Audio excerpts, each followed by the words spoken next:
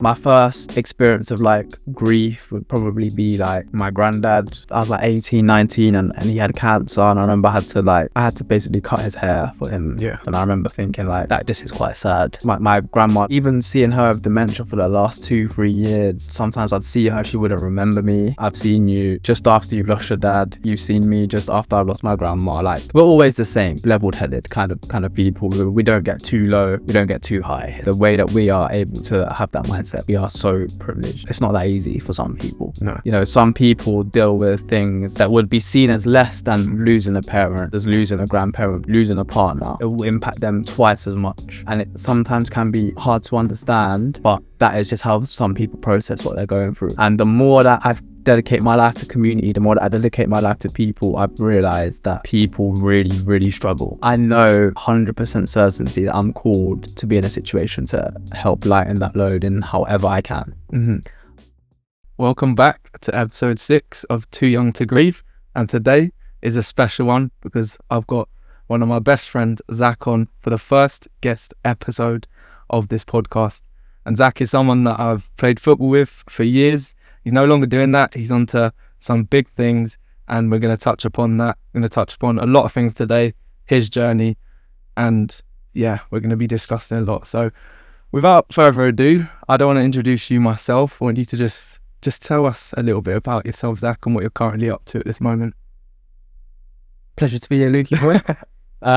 No, I think it's just trying to do a lot, just trying to be better, I think is me at the moment. I feel like I'm working myself out, working out what I enjoy, working out like what I want to do with my life, kind of thing. And that's always been like centered around people and charity and stuff. So at the moment, I run my own charity. It's almost part-time, but I do it alongside my full-time job. And yeah, I just run my charity. It's called Souls and Souls, and we do a few things. Lovely stuff. Yeah, Zack, because honestly, seeing him grow, he's older than me, but seeing him grow has been a crazy journey, honestly, from when we ran a marathon together in Barcelona to now not playing football anymore, and just literally, well, still playing football, but not at the bricks. So he's doing his own thing, as he said, Souls and Souls, which we'll touch upon a little bit more. And I think it's just so impressive what you are doing, both with the charity, with the community, but Zack also does social media as well, and seeing that change over time as well has been very impressive. Quite the change. As well. Quite the change. Yeah. But would you say that like the social media side of things got you into, you know, like the community aspect? Do you feel like that's given you some skills to transfer, or do you feel like you've changed a lot since when you started posting on social media? Yeah, sometimes I can't work myself out. I'm like, what's going on in my brain? Do you know what I mean? I find it quite difficult to kind of decipher like what I want. When I started with social media, I was almost by accident. Like, I didn't jump on TikTok when everyone else was on TikTok, kind of thing. I missed like the first wave of TikTok. I was like, I don't really know what TikTok is. All my friends were telling me about this new app. It was kind of COVID. I remember we're all kind of just playing PlayStation. Like, me and my friends at that time, we had all just graduated basically in COVID. So all of our last exams, all of our last bits of coursework, that was during COVID for us, like the height of it. So yeah, I just wasn't really on my phone at the moment. I remember I didn't have Instagram or TikTok during like COVID. I was just kind of just doing my own thing, going on runs and stuff like that. And then my friends were like, look, you don't have Instagram, you don't have nothing, just download TikTok. Like, this was maybe early 2021. Like, just download TikTok, like, see what happens. Like, just, it's cool. Like, there's some funny videos. That's when everyone was doing like the dancing and stuff. So I was like, cool. Yeah. So I was like, cool, I'll do it. And I remember me and my friends, we just, at the time, we were just trying to learn how to skateboard just because we didn't have nothing else to do.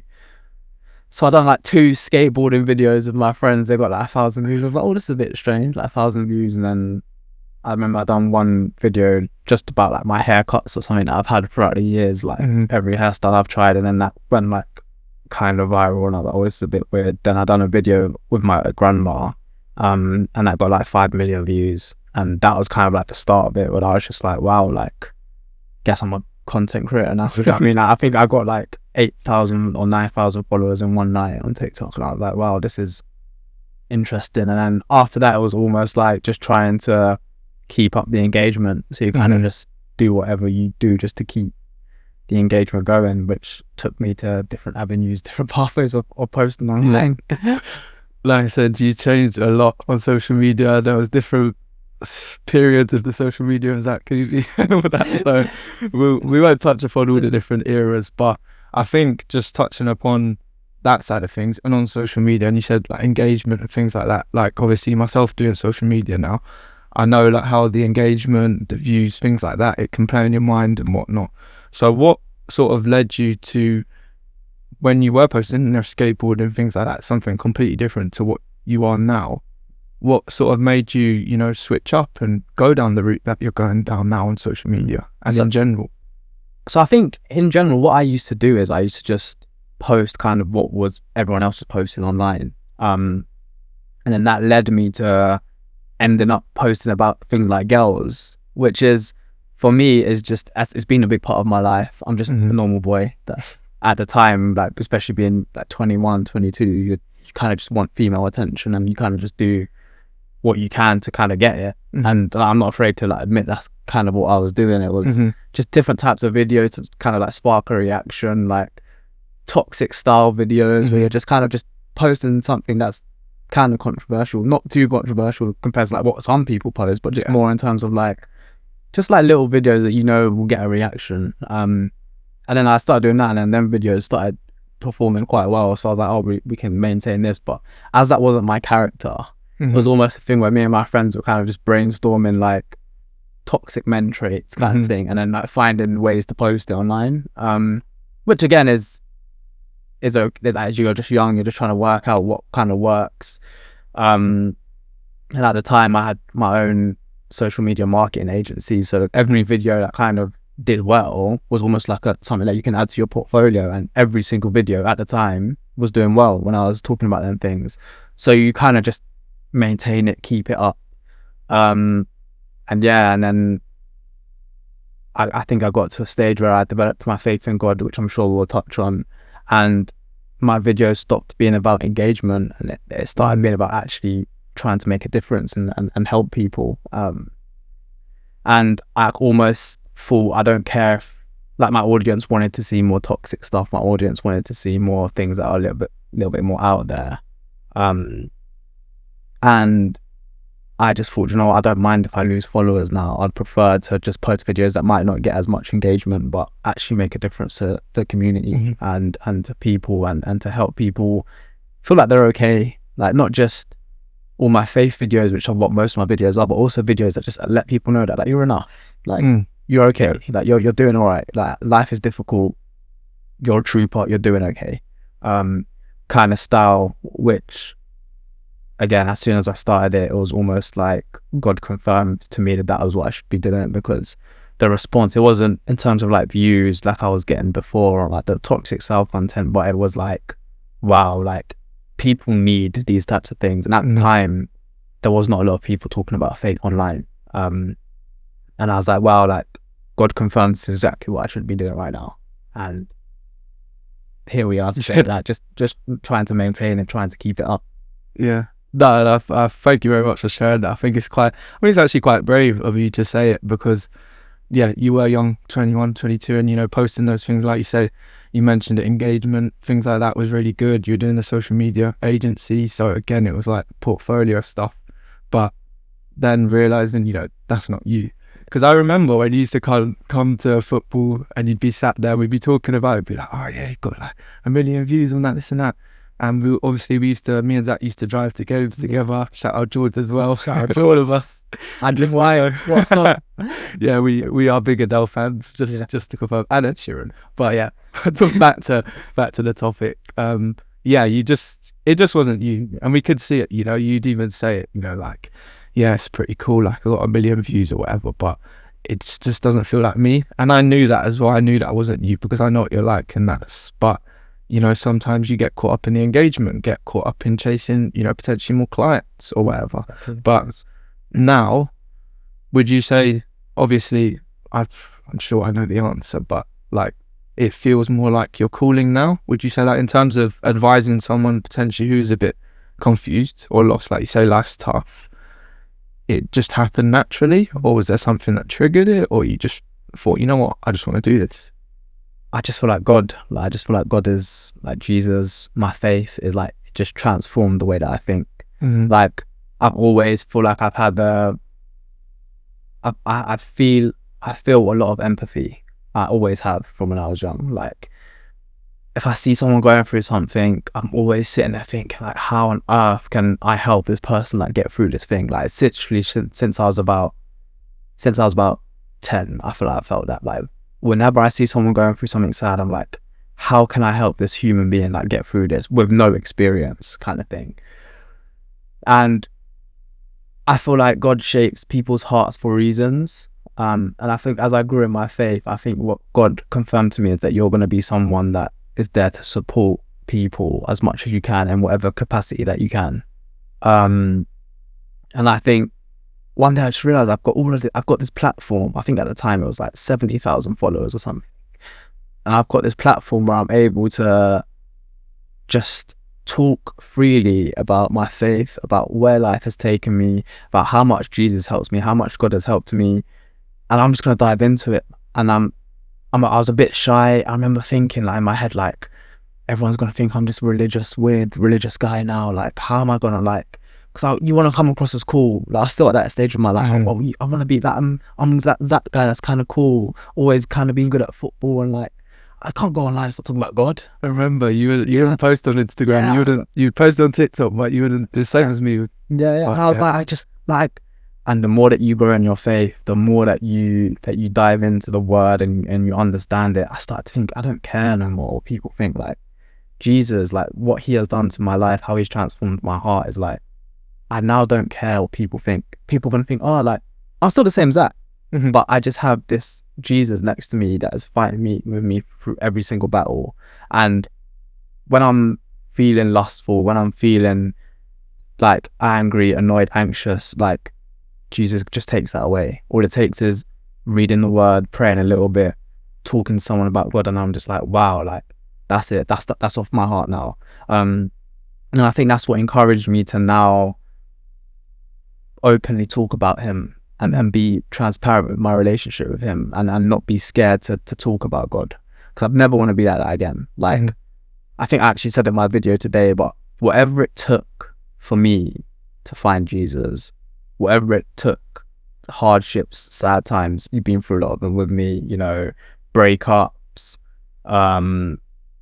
lost ones, like losing family members, traumatic experience, whatever it took to help me find my faith, I'll do it again.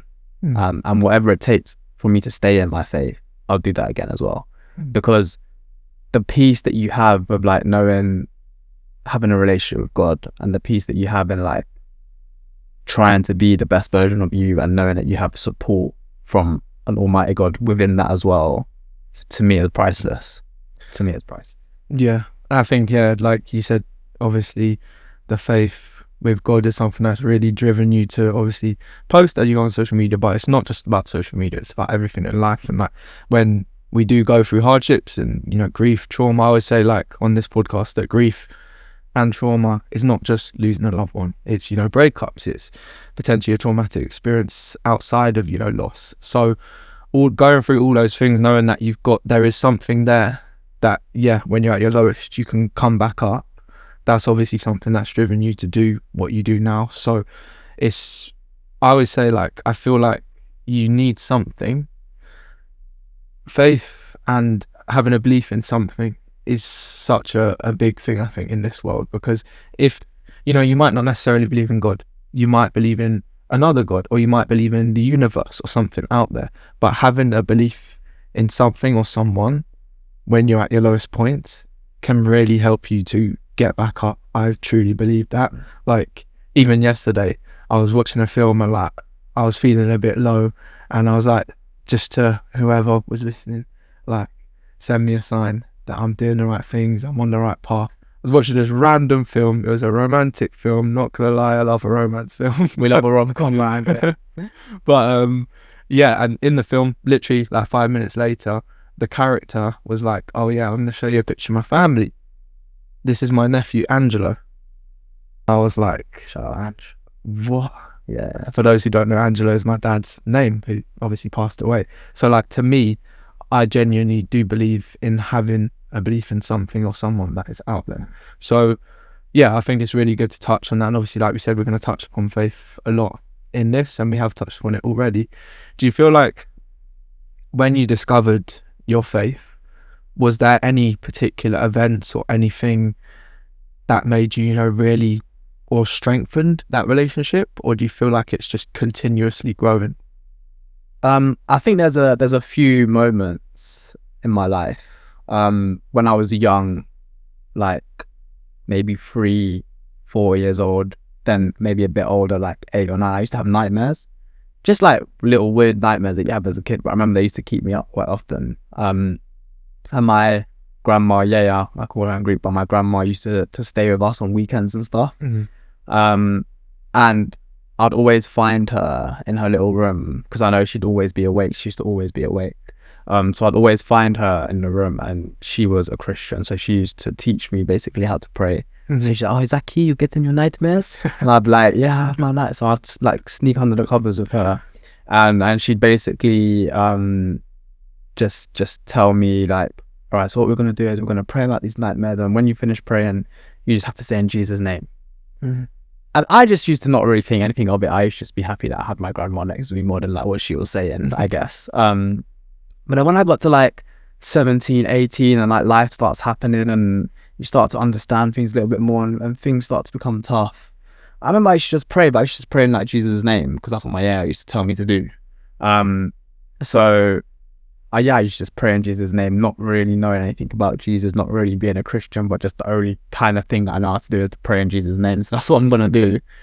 So yeah, I prayed in Jesus' name, and then again, like, didn't really think nothing of it. It was just something that I kind of did. I remember once, similar to what you just shared, but I remember once I was working in Waitrose when I was like 18. And my friend Jacob, he used to show me Christian songs because Jacob's a Christian. And he knew that I loved acoustic music. So like Ed Sheeran, that I used to love. So he said, "Oh, look, there's a just acoustic Christian album. I think you'll like it." I said, "Yeah, I'll listen to it, whatever." And I loved that. I used to love the albums. I used to just listen to it again without being a Christian. And I remember once I was working in Waitrose and I just had my music in, I had my eyes shut, I just stuck in the shelf, whatever. It was like a night shift kind of thing. So I think I finished at like 12, but the shop shuts at 9. So I basically had to work from 9 till 11, basically just replenishing the shelves for tomorrow. And it was just me on my aisle and I was just playing my music. And I think Friends was up the "I'll be there for you" that was on. And then I skipped that song and then it come to the Christian song. And I was like, wow, I love this song. So I was listening to it. It's called "Stay and Wait" by Hillsong United. So I was listening to it, just kind of like just bopping my head along. And I was like, "Oh God, if you're real, just give me a sign. Just give me a sign." And I remember I picked up like a tin of beans or something, and I put it on the shelf. As I put it on the shelf, I heard tingling. It's like ding ding ding ding. I was like, what is this? So I looked on the floor and there was a coin there. I still got a coin at home. I was gonna say that. Yeah, and it was basically a coin that had the 10 commandments on it, and on the other side it just said like, "Jesus, the way, the truth, and the life," or something.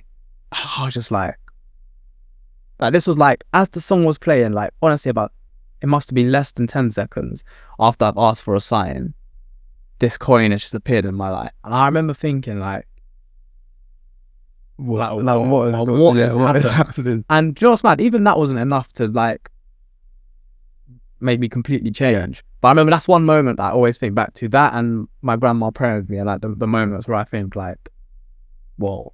As I grew up and like more traumatic things happen and life starts to get hard, I remember I always went back to like my Christianity. But I think there are 2 moments when I think to myself, wow, that is a crazy moment. And then obviously as life goes on and trauma kind of happens, then I kind of just got more and more into it. I started actually reading, rather than just finding verses that I like from the Bible. I actually started reading the stories, like reading who this Jesus is, who the Old Testament, what is happening in the Old Testament, what's happening in the New Testament. And I'm still on a journey of that now, but my understanding now is so much more than it was back then. And the more that I understand, the more undeniable Jesus gets in my mind.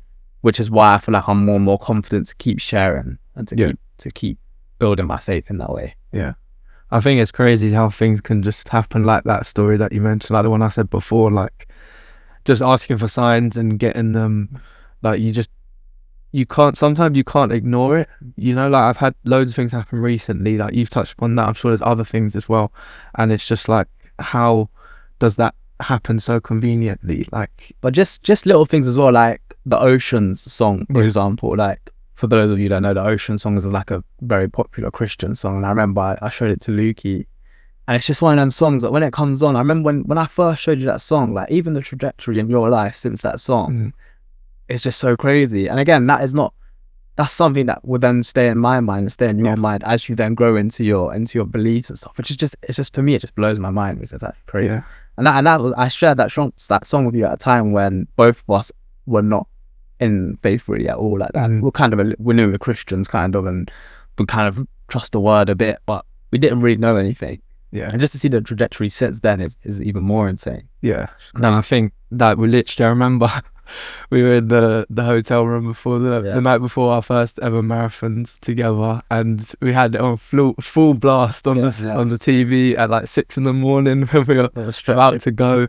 And like you say, that was when, you know, you weren't even into your faith as much as you are now.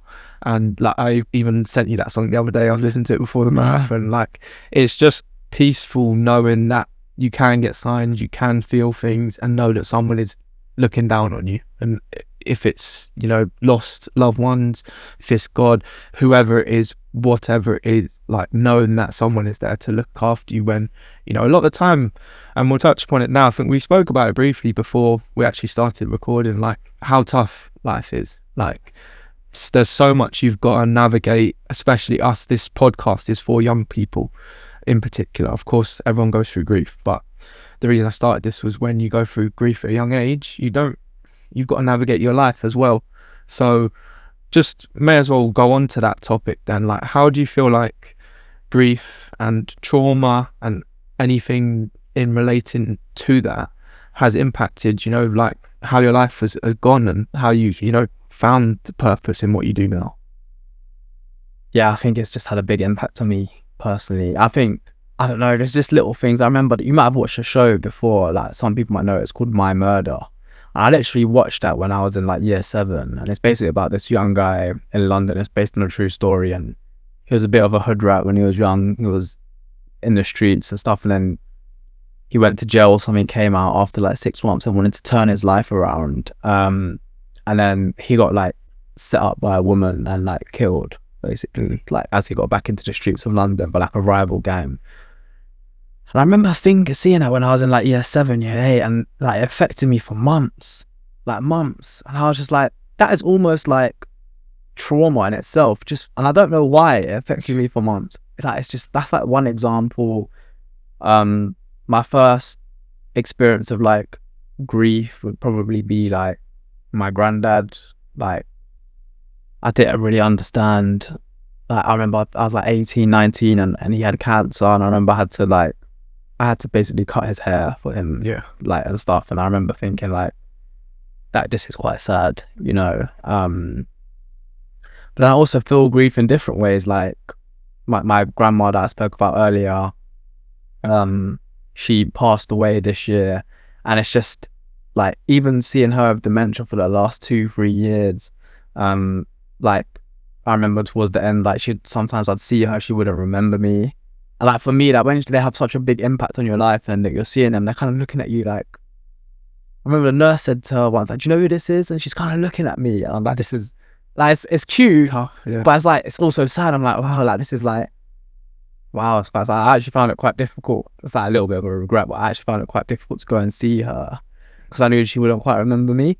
Yeah. And like, I kind of regret it now because like almost the last 2 months, I think I only saw her like 2 or 3 times, and I just think it's a little bit sad, you know, because like I was kind of I didn't really want to go because I didn't want to go there and her not to remember me, because it kind of ruins my whole next 2 days. So I'm just like, that's quite sad. But yeah, they're like, so that she passed away this year, so that was like, again, it's just something that's like so difficult to kind of process, but also like, maybe it's a Jesus thing, maybe I don't process these things well, but I kind of just go through it. I have like sad couple days, and I'm like, right, let's kick on now. Let's go again. Maybe it's a man thing, and it's gonna catch up to me like later. I don't know. I'm a bit scared of things like that. Like, but I was almost like just there, like, yeah, I've just got to deal with this now. Like, I've just got to just keep stepping. Like, breakups, friendships breaking down sometimes. Like I still feel these things to this day. Like when I'm just like it's still like when I think about it, it's still heavy on my heart. Like losing this friend, or you go through a breakup, and every now and then it crosses your mind. You're just like, wow, like should I really be thinking about this? It's been a long time. Ed Sheeran says, been a while. I still feel the same. Yeah, I don't know like, but for me, it's like sometimes I think these things. I'm just like that's just how how I am as a human. Like I feel things deeply. It's a blessing, and like it helps me with things like charity, because I'm able to put so much effort into these things. But also sometimes it holds me back, because I see people that get in and out of relationships, and I'm just like, wow, I wish I could be like you. Like I just can't. It's like I'm either all in, I'm just not there at all. Like, how do people dive in and out of these things? Or even friendships, like people have like 30 different friends. I'm just like, I just don't. I've got a lot of people that I really like, and I've got a lot of people that I get on with. Of course I do, but like friends, like my closest friends like you, Jacob, Nedge, Moses, like these people that are, and so many other people that I was just naming, like, but like there's so many people that I'm kind of really, really close with. I'm like, I don't have a lot of that, and I'm happier like that. I think I'm better that way. But I just don't understand how some people do it. I'm just someone that's like, everything I feel is like so deep, so intense, from friendships to relationships to like family members. And I'm just like, oh, how do you deal with that? Like, I don't know. Maybe I'll find out one day. Maybe it'll catch up to me. Maybe, I don't know. I think it's good that you said that, because I'm sure that there will be people that will listen to this and think, you know what, I feel the exact same. Like for me, I'm quite open about how I, like, obviously starting this podcast with social media. Like I share a lot about grief, whereas for someone like yourself, you know, you first and foremost, you know, like you said, you go through grief, and some days you feel it, some days you don't. That's completely normal. That's like, I think people listening and anyone will agree that, you know, grief it's not there 24/7. You're not going to be sad 24/7. Yeah, your life does change after it, but you're not going to be sad every day. Like there's good things in every day, but there are ups and downs to it. And yeah, it might have happened years ago, but you still feel things, you know. Like you said, it doesn't have to necessarily be loss. It can be relationships, it can be friends, it can be your dogs, like it can be anything. So it can be absolutely anything. But yeah, you touched upon a couple of things there, so while my brain is firing, we'll jump into those as well. But yeah, I want to touch upon, obviously you mentioned your grandma, and I think that's a different side of things, like that I haven't really touched upon in this podcast at all. And like the anticipatory, can't even say it, grief, which is something that I've been reading up on, and you can process it differently because you sort of expect it. And I've had an experience recently where I've had that, and it's like, it's different. Like, what? Maybe we should discuss that, because I still can't really process it. Like when you expect something to happen and you know it's coming, but you don't really know what to think of it. Yeah, the way that my mind works with it is, the anticipation is not scary for me. It's for my family. So I had it with my granddad. He got really ill really quick, to a point where he basically had to have an oxygen tank in his room just to breathe, like in his house. Yeah. So like whenever we'd go around, he'd have a mask on basically to breathe. If that mask comes off, like he's struggling. Yeah. Like it was quite intense. But I wouldn't feel sad for me. I'd be like, okay, when the inevitable happens here, my mum, like my parents are like, I can't put into words like what my mum and dad are to me. I can't talk about it. Like, so when I was thinking about my mum when her dad passes, because you know it's coming, I'm panicking. I'm like, how am I going to deal with this? The one thing I will say about my mum is she's always been a crier. Always. Like, she always shows her emotions. So I was almost okay, because I was kind of thinking, right, she's just going to cry a lot. It'll be really sad, but like you can look after her. So I wasn't as scared. So when she passed, it was a tough few days. again, when my granddad passed, Yeah. it was a really tough few days, like, but it was almost like I'm just there to look after my mum, and my dad was looking after my mum and all of them things. So it was like, okay, like we can deal with this. My mom's just crying, but she always does anyway. A film's on, she's crying. A YouTube video's on, she's crying. Like, it's okay. The panic was more of my grandma. That's always been like my grandma on my dad's side, because my dad has one brother and he didn't have a dad, so his mum was like everything. Yeah. And my dad's always been the strong one, the tough geezer kind of guy. So I remember thinking, as my years getting older, and just this more when I was like 14, 15, because she died at 99. Mm-hmm. So even when I was 10, she was still like 82 and stuff. Do you know what I mean? So yeah. So like for me, I used to always think like, okay, like she's 82. Like I used to panic. Like I used to get like a panic. I'm like, oh, like if something happens to Yaya, like what's my dad gonna be like? Yeah. Because like he doesn't really, like, he's a manly man. Like he don't really show emotions. Like he's a massive Chelsea fan, so luckily. Yeah. So I remember the first time I saw emotions. I remember we went to Chelsea, and Gianfranco Zola was doing a tribute game. Yeah, I was about 4, and I saw a tear coming down my dad's face when Zola was coming on, because he loved Chelsea more than anything in this world. And I remember thinking like, wow, that's a bit strange. Like seeing like my dad all emotional. So that's like the first. But my dad doesn't show a lot of emotions. So I remember thinking like, when this happened, it's gonna be. It's probably the day my Yaya dying was probably the day I feared the most in my whole life. Like that day coming. Yeah. Because I used to think, I don't know what's gonna happen with my dad. Like he's our rock.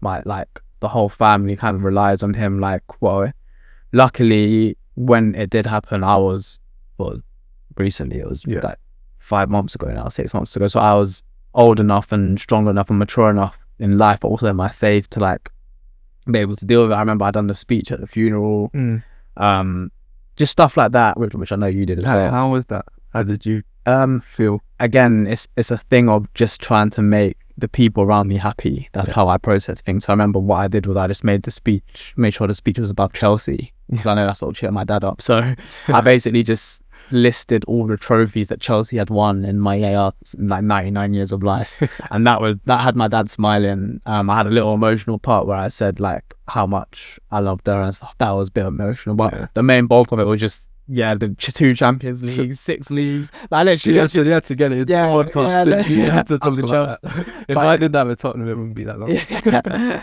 But yeah, that was like pretty much what cheered my dad up. And again, it was one of them things where it's a sad day. I just kind of like managed to cheer my dad up, dusted it off. Again, because the dementia was getting worse and her eyesight was going, and she was 99. Yeah. It was one of them things where it was like, it wasn't as sad, because I was thinking in my head, soon she's gonna have dementia and be blind. Yeah. That's a tough combo. That's like, imagine like not really remember anything, but not being able to visually recognize anyone either. Like that is. So it's almost like September the 4th would have been her 100th birthday. I wish she got to 100. I think is the one thing, because I think that's just a great milestone. 100. Again, I don't think I processed it. It was almost like, I remember like how it happened. I kind of heard crying downstairs at like 5 a.m. My dad had found out when he was at work. He called my mum. My mum was kind of crying downstairs. I was kind of a bit confused. My sister woke up. My sister went and like basically him woke me up and was like, oh, like your grandma passed. And I was like, whoa, like okay. I was like, all right. I remember we were doing a run club that morning, and it was like a big kind of one, because it was like a joint one. And I was thinking, wow, like all right, okay. So what I'm gonna do is I'm just gonna get in the shower. And when we got in the shower, I played the song that we used to always listen to. It's Ed Sheeran and Andrea Bocelli. Oh, it's wow. like, it's called Amo Soltanto Te. It's like a Italian song, and it's basically come on ti amo. And we used to sing it. I used to pick her up when I used to have my little polo. I used to pick her up on the way back from uni, and she'd come to mine for like 3 or 4 days. So when I used to pick her up, I used to play like Italian music, Spanish music.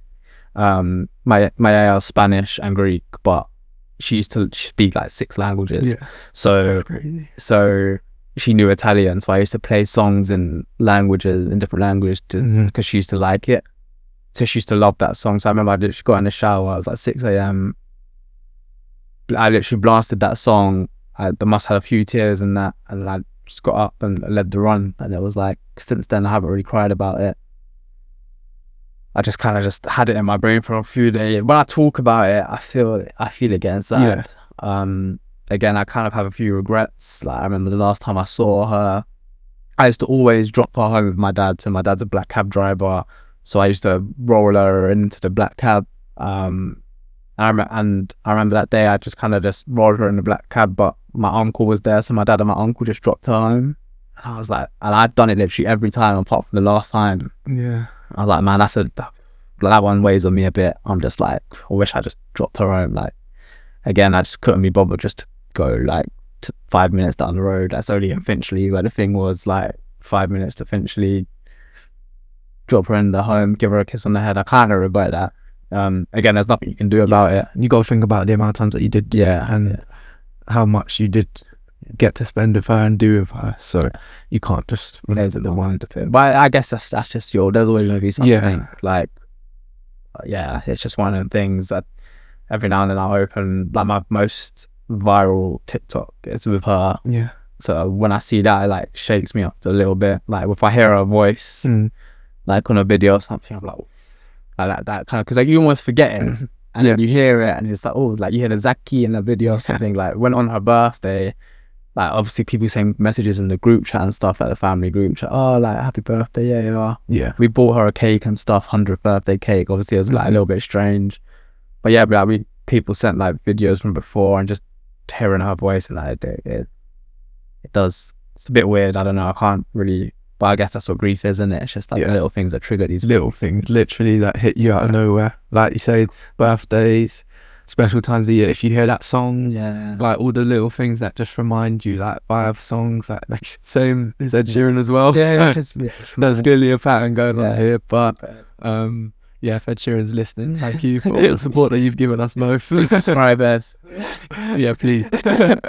But it's crazy how grief can show up in so many different little ways. Like, and I think, touching upon the regrets thing, I don't think there's like, I have regrets myself, like with things that I wish I did or said, or I'd seen recently someone recorded a podcast with his dad.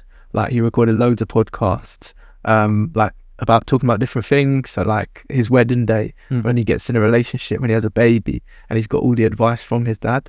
Like if I knew about that, I would have loved to have done that. But you can't think about these things now because it's done. You just got to remember the good times that you had with those people, and that's what everyone listening should remember. The good times that you had, because that's kind of what shapes you now in what you do, and a lot of your decisions that you make and a lot of the things you do will be shaped by what they've taught you.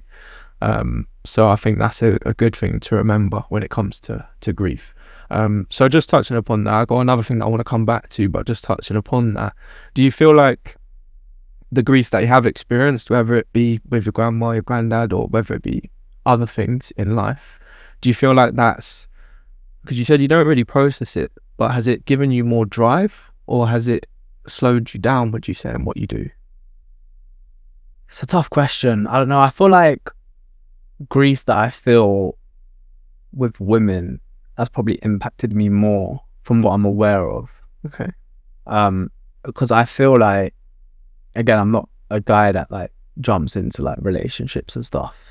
But I feel like in my life I've probably had 2 situations with women where for whatever reason it hasn't worked out. And I feel like in terms of like life trajectory and stuff, and like how life goes, I feel like after them situations is when I experienced the most kind of, I don't know, when someone dies, I feel like my brain can understand that someone has died.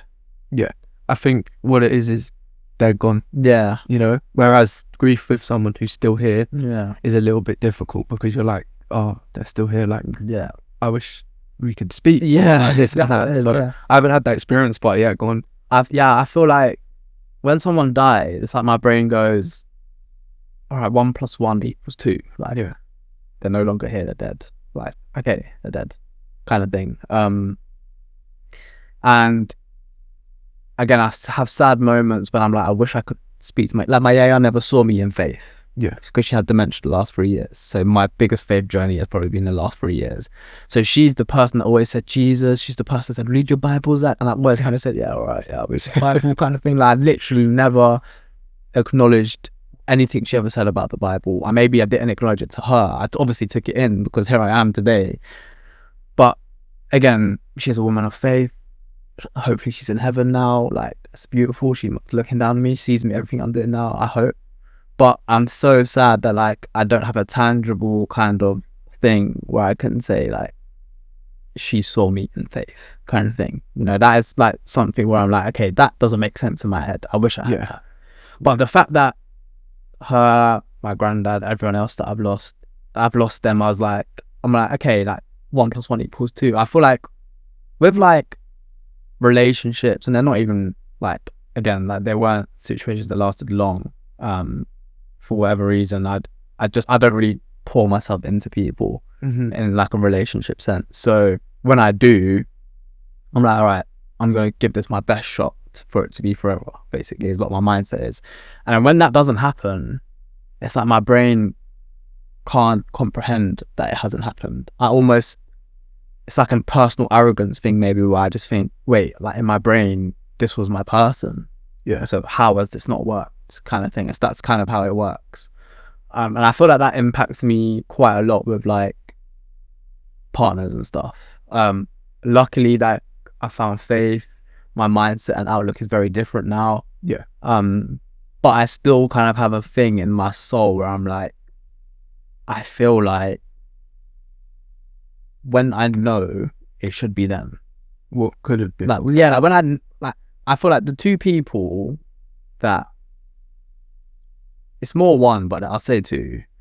One was when I was at university, and one was a few years back, whatever. I'd say the one at university, when I met that person, I was like, I think it's her. Like, I think it's her. Yeah. So when it isn't, I'm like, it's like for like I couldn't understand how it wasn't her. It's almost like, again, arrogance, where I'm just like, wait, my brain thinks it's you. So now that I'm kind of figuring out it isn't you, how can I cope with that kind of thing? And then you kind of get through it. And then, yeah, then the one of like a few years ago, was like, well, a year and a bit ago, whatever it was, it's almost like, oh, like, how is it not you again? Like, and I mean, it's like wait, like this time, like I was more in faith. This time it was more confirmed. So I'm like, how was it not you?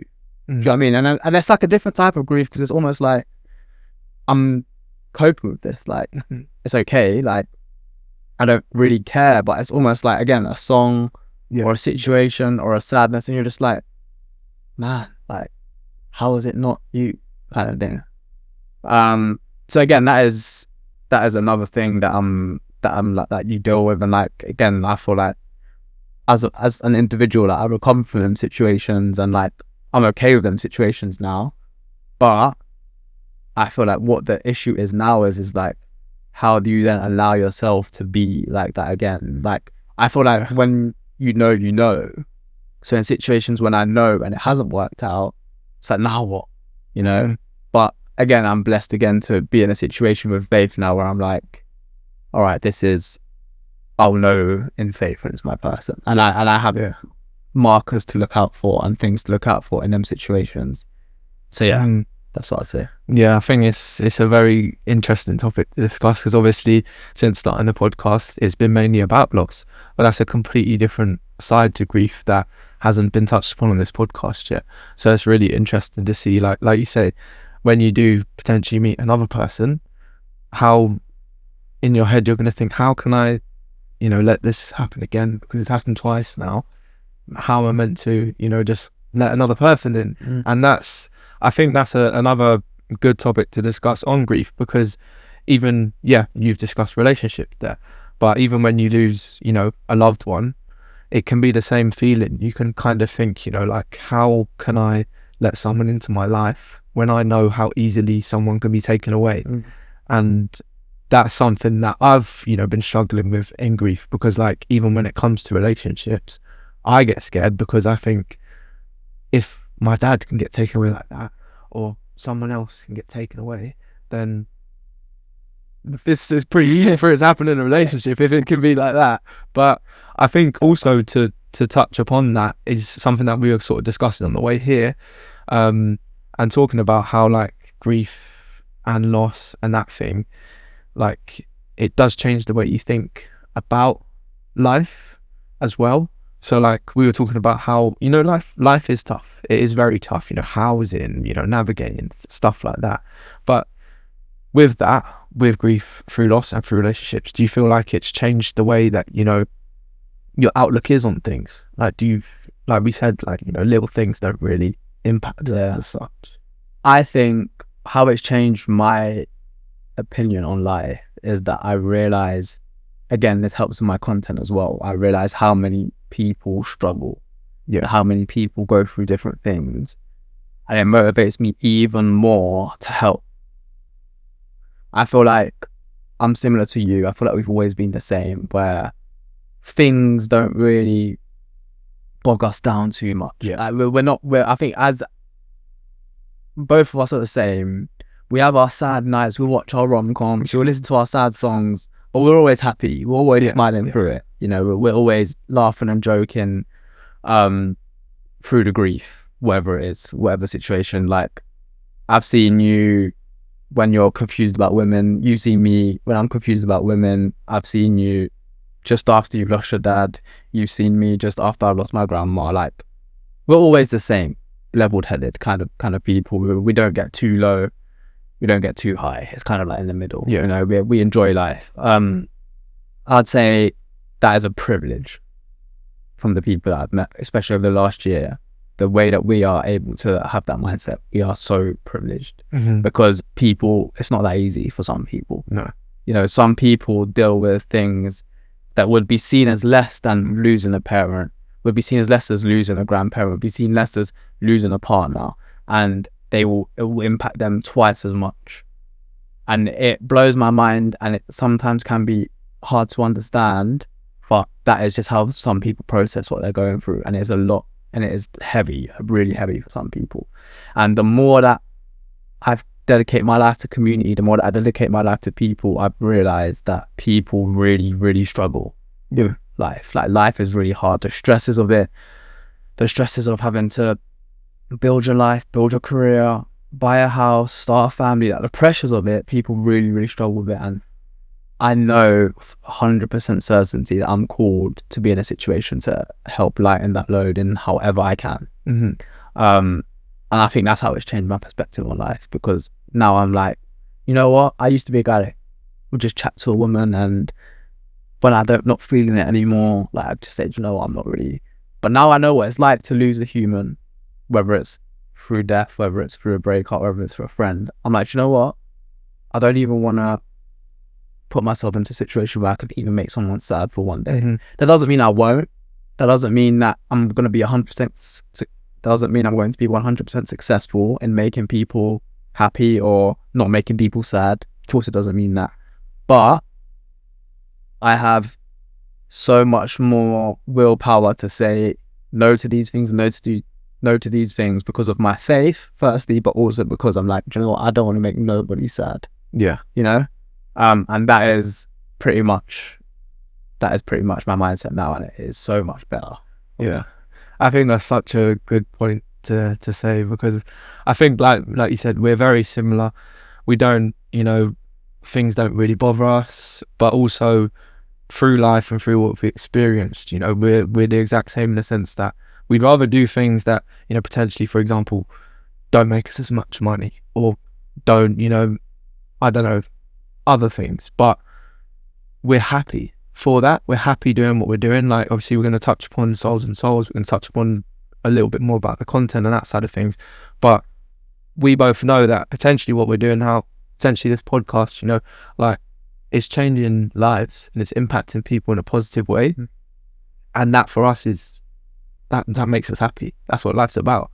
And I always remember like my dad saying things like about that, and about, you know, even relating to the relationship side of things, never ever treat, you know, your partner wrong, never do anybody wrong, that type of thing, because at the end of the day we're all sharing this planet together, you know, like we're all here to try and be as happy as we can be.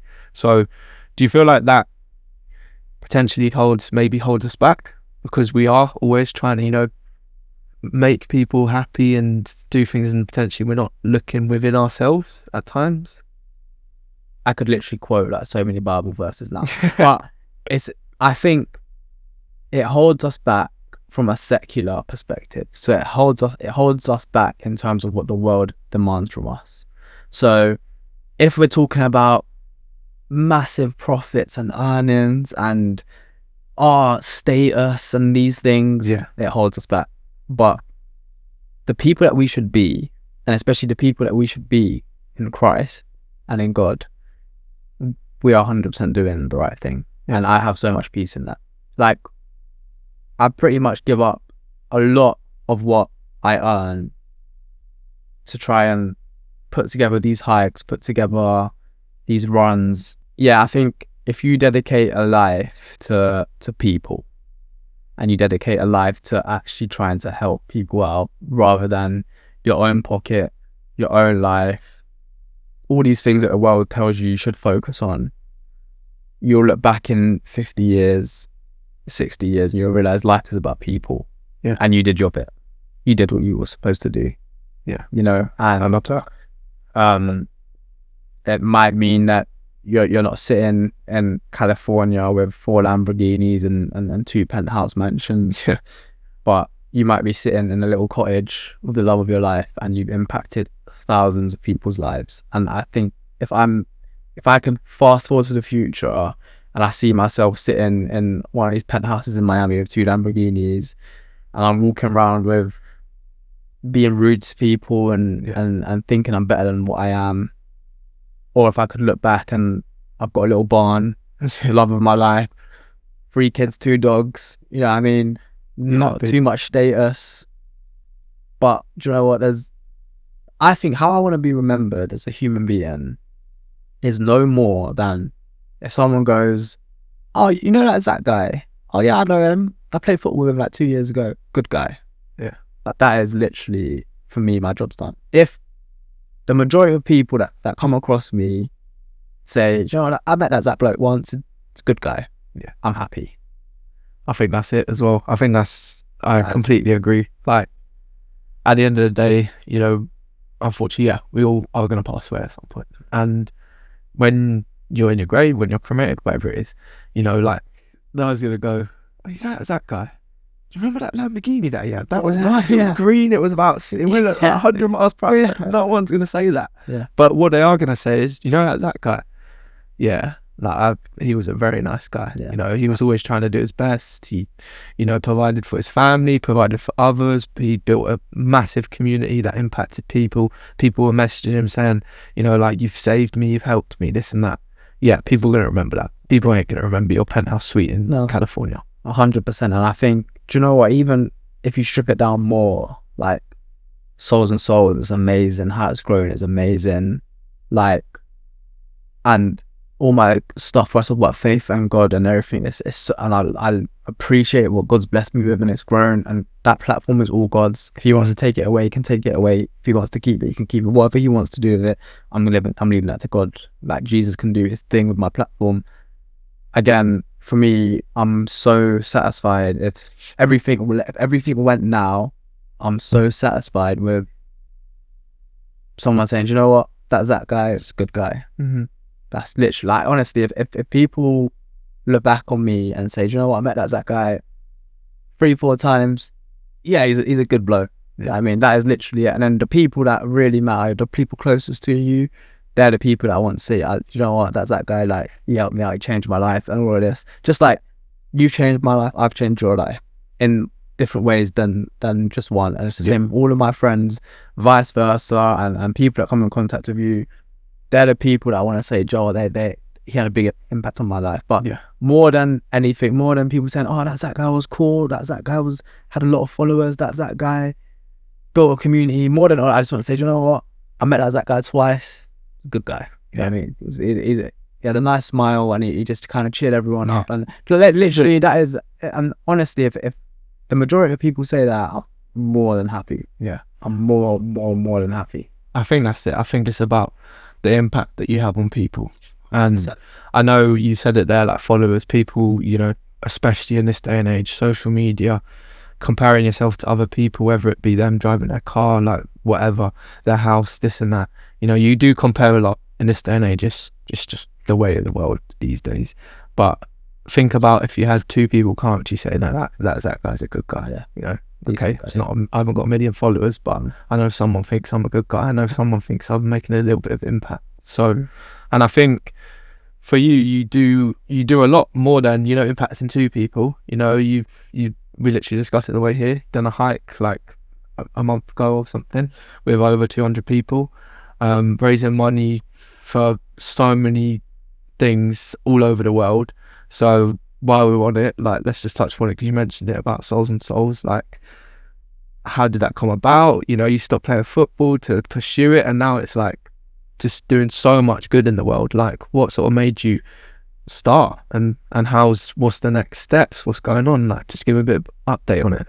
Yeah, so again, it was just something where I was posting these videos, they were doing well, but it was the messages that I was getting that was making me think, wow, like, how can I do something? I didn't want to be a one-on-one therapist with someone. So if someone's messaging me in my DMs, which happens, saying, like, I'm suicidal, or again, I've lost my mum this week, and like, I remember thinking, like, what can I say to this human being that I don't know about anything?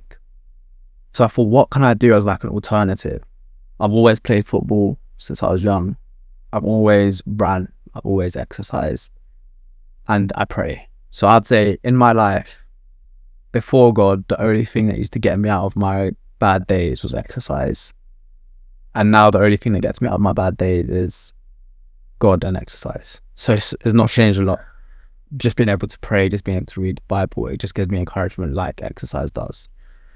So I remember thinking, how can I start something where I don't have to message these people directly, but I can create a space where if anyone feels alone, or if anybody is going through something, they have somewhere to do that. Like, people like me and you, we've played football our whole life. So we've always had minimum 11 people aside from our family. Yeah, that's true. Yeah, we've always had it, let alone friends from school. What building this community made me realize is people don't have friends. People don't have people that they can reach out to when times are tough. People don't have these things that me and you just think. You having a bad day, you know, you could call me, we can list out Ed Davis. Like, there's so many people that you could call that would be there for you in a split second. Yeah, I'm the same. I've got about 12 group chats that I could message, and they would be sorted. Like, they'll be there and so quickly. So for me, I wanted to create a space where people have that. That started with, right, let's combine that with exercise. All right, so we're running. That's how it started off. I don't really like the persona of run clubs. So as it started to become more of like a run club, I was like, all right, how can we change this? Because I don't really like the run club thing. So I was trying to come away from run clubs for ages. I was like, how do I do this? So I started doing hikes. Hikes were, all of a sudden, it started doing really, really well. I was like, wow, this is amazing. Now I can slow down the run. And yeah, that's just pretty much how it grew. Now we're at a stage where the community is growing so big. We're almost at like 2,500 members, I think. That's crazy. I remember the first one, the run club you did. I remember the picture, seeing it. Yeah. I was like, like 10, 20 people, and I was like, wow, like, you managed to do that. Yeah. And now seeing the last video of the hike and all the stuff going on, it's crazy. Yeah. So yeah, I think that now we're on like 2,500 members, and like so the concept now is to become an official charity.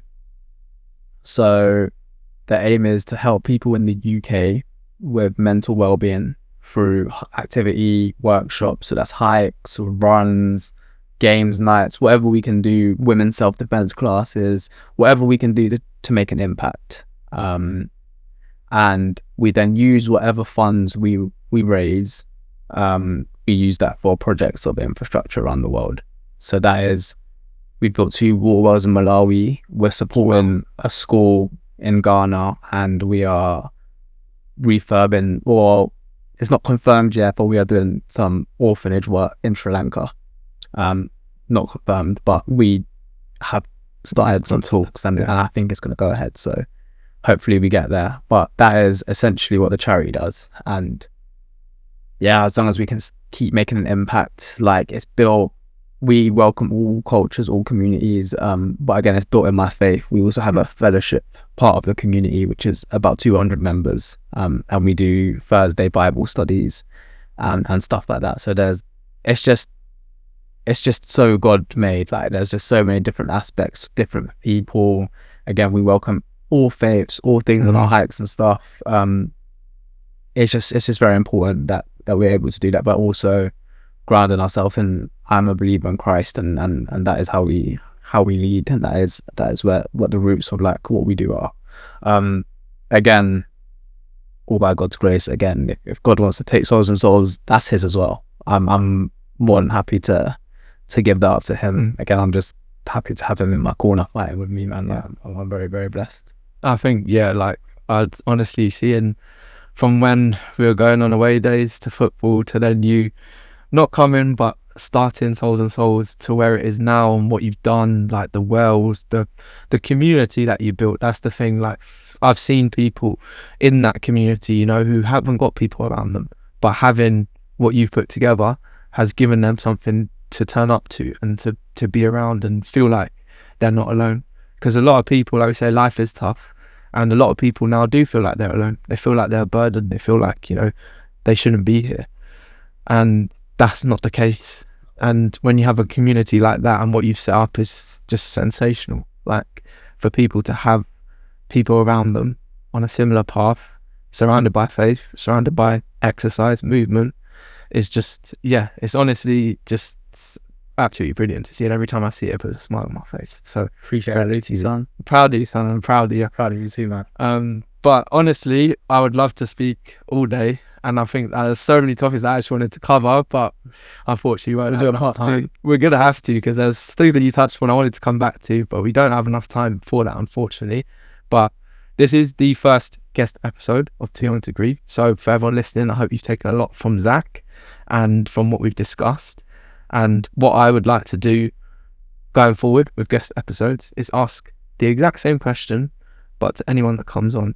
And all that question is, if someone listening right now, going through grief, going through trauma, going through loss, whatever it is, doesn't feel like there's a way out of it, or that they'll never feel okay again, which people do feel, what's one thing that you would want them to know? You're going to be okay. You're going to be okay. You're so much stronger than you think you are. Trust yourself, trust God, trust your ability to be able to get yourself out of this. And you're going to be okay. Like, you, at the end of the day, you will always be okay. Life is seasonal. There will be days when you have bad days. There'll be seasons when you have bad seasons, but you have great seasons as well. And if the quicker that you can realize that life will be up here, and it can be down here, and it can be up here. I think there's something that Tom Hanks said, this too shall pass.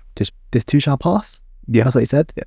I think that is how you should look at life. In my personal perspective, I'd say dive into the Bible, learn the teachings of Jesus, and how we defend you the whole way. But that being said as well, you're going to be okay. You're so much stronger than you think you are. I love that. I think that's brilliant. And I think we said their season, I think one thing I remember someone said to me is every season has a reason. And I completely agree with that. You're going to be okay. And I think that's what you can take as one thing. If you have taken anything from this, and I feel like you'll take a lot, but yeah, you are going to be okay. You are loved. There's always someone there for you. There's always something there for you. So honestly, Zacky, first guest, and I couldn't have thought of anyone better to have one. We've been through so much together, gonna go through so much more together, and it was a pleasure having you on, seeing what you've built, what you had to say, what you've been through, what you've come out the other side and done. And it's been an absolute pleasure having you on, and I appreciate your time a lot. So thank you very much. Been a pleasure too, Lukey, and proud of you too, man. Keep going. And for everyone listening, you're not alone. That was episode 6 of Too Young to Grieve. And I'll see you next week, next Wednesday at 7 p.m. Thank you very much.